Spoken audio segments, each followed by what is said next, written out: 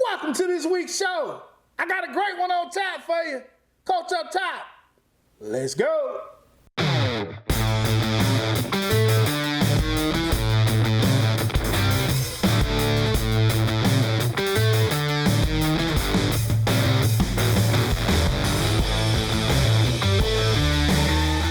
Let's jump into this week's scores. Baker 20, Daphne 34, Theodore 42, St. Paul 41, MGM 50, Foley 7, Centinel 21, Viger 33, Davison 28, Bryant 15, Saraland 43, McGill Tooling 10, Spanish Fort 41, Murphy Goose Egg 0, Wisdom 48, BC Rain Goose Egg 0, But Goose Egg 0, Gulf Shores 28, Cottage Hill Christian 54, XL Goose Egg 0, TR Miller 35, Hillcrest Evergreen 20, Faith Academy 48, Alberta 20, Jackson 42, Mobile Christian 14.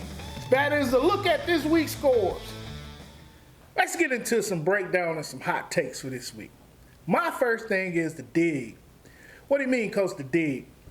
As a coach, as a former player, and as just an all-around fan, it is mind-boggling and mind-blowing when a team that's, really good goes through adversity.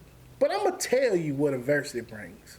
See, this particular team, I had a handful, maybe most of their stars in middle school when I was their PE coach at ES Chestnut. So we had this field that we played on, and it was the old Chestnut, and it was kind of stuff sticking out the ground, and it shouldn't. So I watched them from their 6th, their 7th, into the 8th grade year.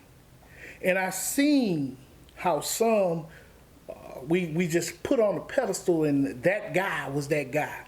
But it was also some that, as even in my eyes, I couldn't quite grasp or grasp the thought of them actually being a significant athlete. So that's my doubt.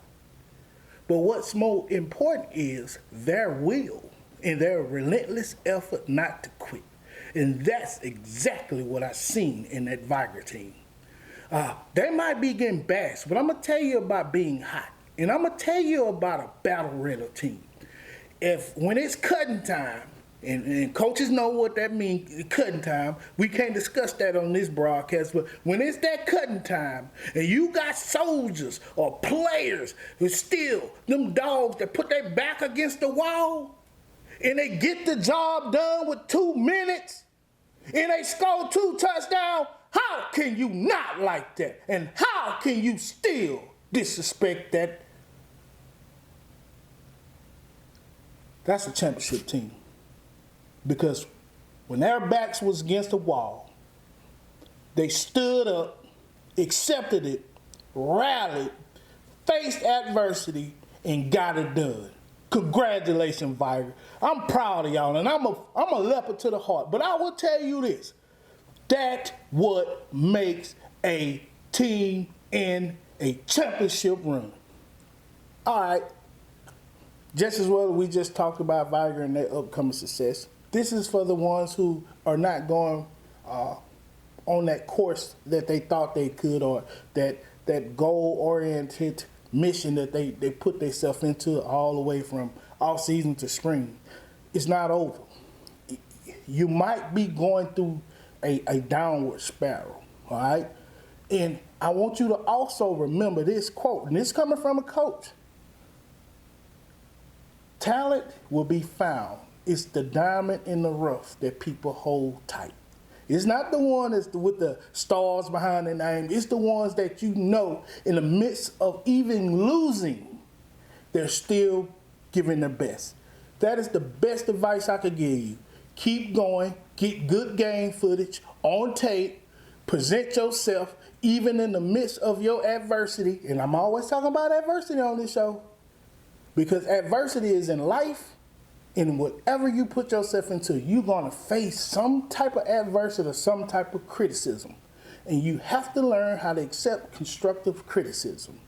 And that's as a child, and that's into your adult lifestyle or your adult being.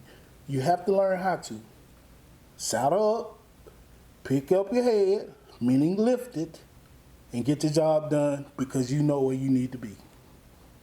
And if you're on the other side, doing very well during the season, all gas, no brakes. Hey, you got to set the next goal now, because if you living in that last week game, that this week game will hit you in the face quick. So you have to stay motivated. Build another goal. If you already succeeded your goal yardage is per game, like for example, if you said you wanted 120 yards rushing and you hit 130, put forth another effort. Say I want 150. Or if I completed 19 passes, say I want to complete 20. Put yourself into that mode and you won't have nothing to look back on and say, regret, or I just took my foot off the neck. Football is very violent. It's a very violent sport. Football is that next place type sport. And if you don't know what that means you could be an excellent runner on one play, and then you could be not playing for the remainder of your senior year, your junior year, freshman year, or anything like that. It's that type of sport. So that's why we always say maximum effort, maximum exertion, and that means relentless effort or pursuit towards that ball. This week also showed us some pretenders. We thought we had contenders, but we also had pretenders. Hey, get yourself together, coaches. Get yourself together, players. I mean, hey, you got exposed to that specific team or that specific week or that specific game plan towards that defense or that offense of the opposition team. So now you have to regroup, put it together. You can't waste time and point fingers, because I was on staffs before. When you get into a dogfight or you lose an absolute blowout, the pointing start to come. So now you put yourself and your team in a position to never regain or never control that destiny again this season until the upcoming spring season. So my thing is, if you're a pretender, fake it till you make it. And if you're a contender still, all gas, no brakes.